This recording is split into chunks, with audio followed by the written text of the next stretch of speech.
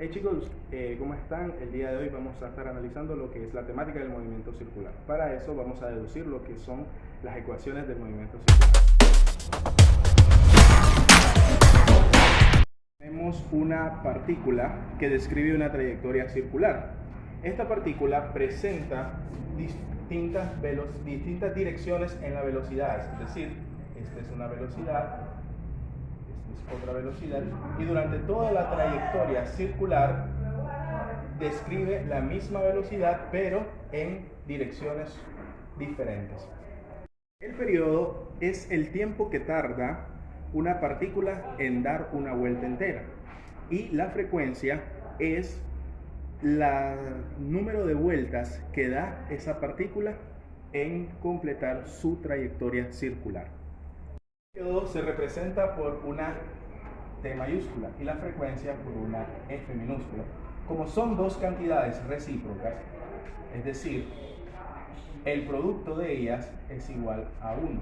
Al despejar me quedaría periodo es igual a 1 entre frecuencia, o bien frecuencia es igual a 1 entre periodo. Otro de los conceptos que tenemos que tener claro es la velocidad tangencial. Es decir, cuando nosotros tenemos una circunferencia, esta circunferencia tiene una recta tangente, que sería esta velocidad que tenemos acá nosotros. Como les mencioné anteriormente, la velocidad tangencial, la velocidad que describe la partícula en un movimiento circular es uniforme, es decir, permanece constante. Por lo tanto, nosotros nos basamos a la ecuación que nos dice velocidad es igual a distancia entre tiempo.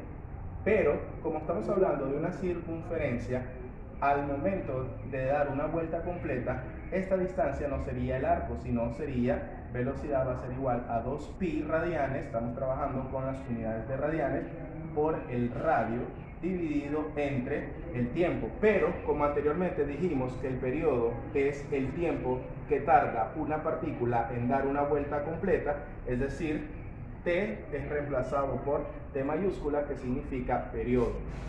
Con otras palabras, esta sería la ecuación 1, y si nosotros sustituimos el valor de periodo, que anterior habíamos dicho que periodo va a ser igual a 1 entre la frecuencia, entonces me quedaría la velocidad lineal o tangencial, que se representa con BL, es igual a 2 por pi por el radio dividido entre, en vez de sustituyendo el valor de t, que sería 1 entre la frecuencia. Se aplica el inverso multiplicativo, es decir, f pasaría al numerador y 1 pasaría al denominador, por lo tanto me quedaría velocidad lineal o tangencial es igual a 2pi por el radio por la frecuencia.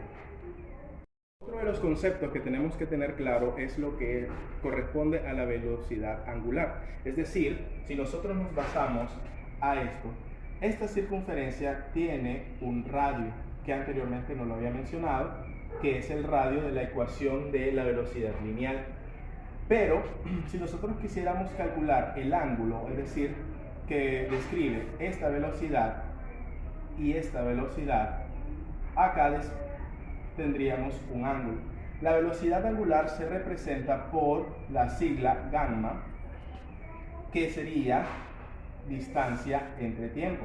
Pero en este caso no vamos a trabajar con arco, sino vamos a trabajar con ángulo.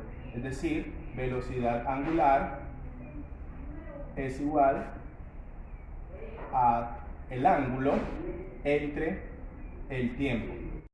Como dijimos, en una circunferencia, la trayectoria, el ángulo en la circunferencia equivale a 360 grados, es decir, 360 grados. Si nosotros transformamos estos 360 grados a radianes, equivale a 2pi. Es decir, la velocidad angular es igual a 2pi entre el tiempo.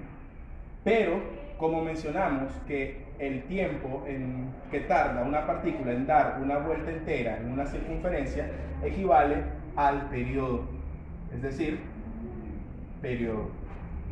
En función del periodo, si yo quisiera trabajarlo en función de la frecuencia, me quedaría de la siguiente manera: 2pi entre 1 entre la frecuencia, y aplico otra vez el inverso multiplicativo.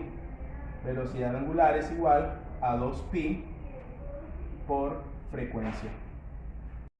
Una relación que nos dice que la velocidad lineal está relacionada con la velocidad angular.